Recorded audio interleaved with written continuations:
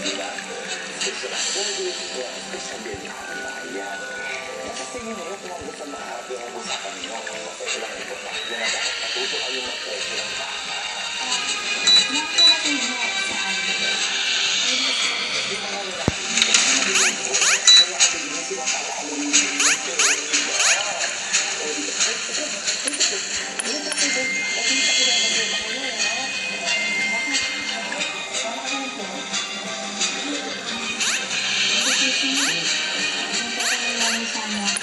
sabi niyo po kasi sa amin na hindi namin siya kakasagot ang nilaman sa Japan.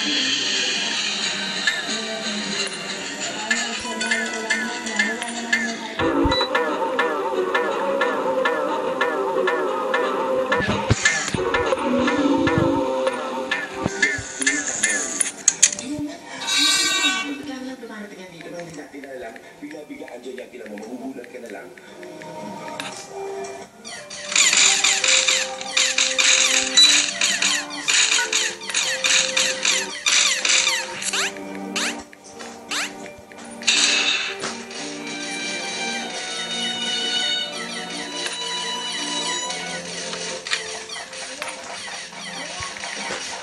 Wow, that was a rip off.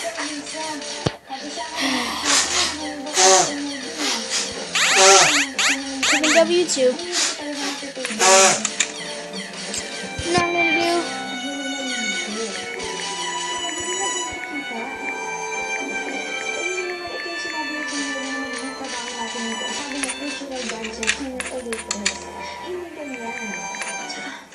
Sinasabi ni Ate Susie kanina, ang ibig sabihin nun, yung tungkol din sa ibig sabihin mo, o yung sabihin. Diba mas matanda ka sa akin? Parang wala kang alam. Alam mo, pero okay lang sa'yo. Okay lang sa'yo na sumayaw dyan, na halos wala nang suot. Okay lang sa'yo na dali ka ng mga customer dun sa loob ng VIP room at may gawin sila sa'yo. Okay lang sa'yo yun, Rhea? Hindi ka ba nakikinig din sa sinasabi ni Ate Susie kanina? Hindi mo na tayo pinapilit eh. Kung ayaw mo, pera. Tsaka, alam mo, ang importante, makapunta tayo sa Japan. Hindi mo yung gusto mo, di ba? Alam mo sa kanya yung mga tanong mo. Ang sabi ng arte, gusto ka bago wala kang gawin sa amin. Ano ka lang eh? Sige, masahe ka ba?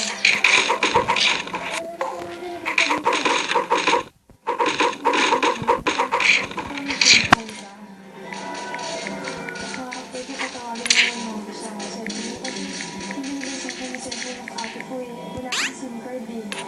Siglit lang talaga. Sasabihin ko lang sa ate ko na nangihiram lang ako ng pera para may pamasahe lang ako pa uwi. Alam mo, kung uuwi ka, di uuwi ka. Pero ginawang dami dyan. Kaya sige, lahat sa ulit na talaga. Bakit ka tuloy-tuloy mo? Saan? Mayaman yun sa big time. Push mo na yan din. Sir?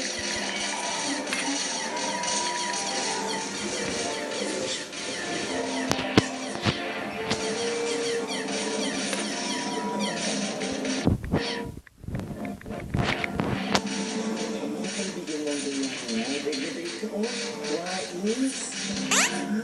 Ikaw na nga ito talaga na makaaw sa hirap. Ikaw pa ito ayaw-ayaw.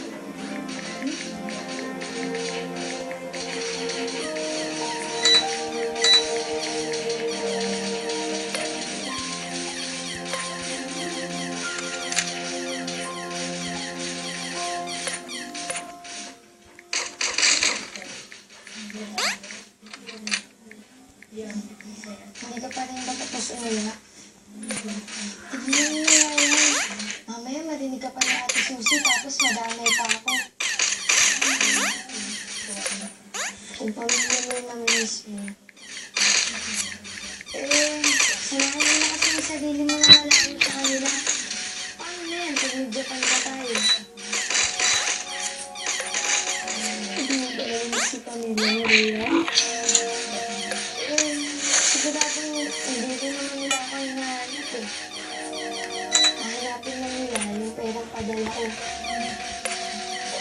Wala nga silang pakialam kung wala nang natitira sa akin eh. Eh ako ay nagtatrabaho. Kaya nga gusto kong pumunta ng Japan eh. Malayo sa kanila. Tapos hindi na nila ako mapapakailaman. Bibigyan ko lahat ng gusto ko.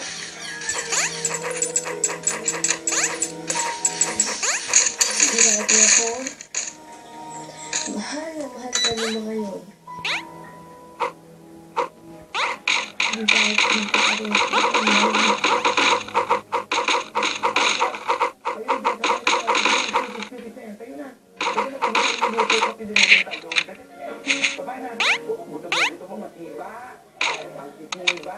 Hey, Lisa.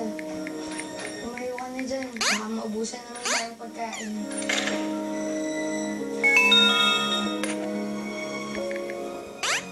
Okay, bro. Access to a D-lock. Wow, guys, I'm access to a D-lock. Ano yan, Lisa? This Saan ka ba buong araw? Nakikita mo ba yung itsura mo? is awesome. Lapot-la mo. Oh my god. Eh, di ba ikaw naman yung nagdesisyon na pumunta dito? Kaya pwede ba? Huwag ka na arte-arte. Ang hina-hina ng loob mo. Bilisan mo dyan.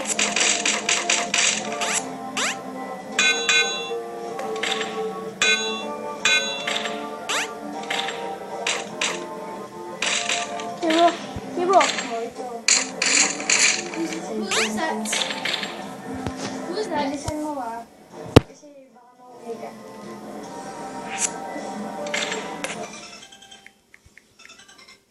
Hello?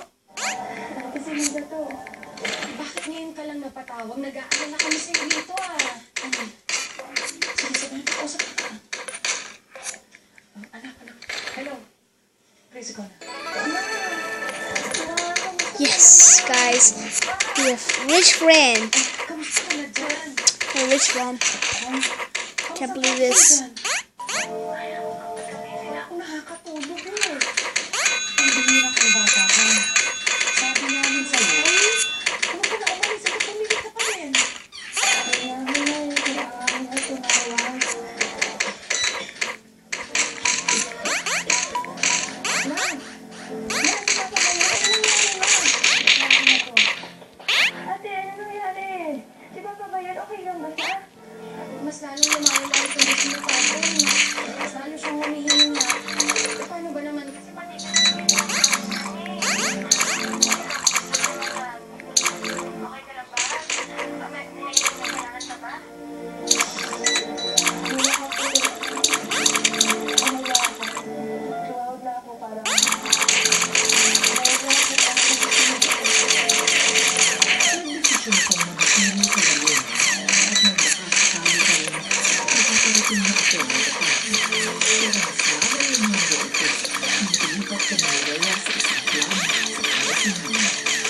Can't believe this is happening, guys.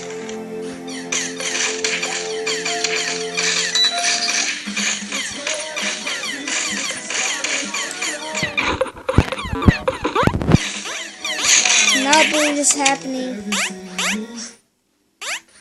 3-pointers in 5 straight postseason games.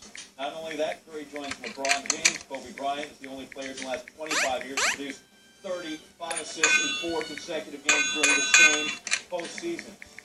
Curry averaging nearly 36 points per game in this series by shooting 61% from the floor. That makes the Rockets better. We got to come out and fight. I mean, we didn't, you know. We didn't play particularly well tonight, but they got loose balls. They got chipped. They made the second and third and fourth effort. Come on, say that to you Doesn't too. matter who we play. When we get beat on the boards and get beat in the 10 points, we very seldom win those games against anybody. It's just really hard than this. No. That's surprising considering you at home. Yeah, it is. Surprising. You anticipate the results coming back, not even ready to go.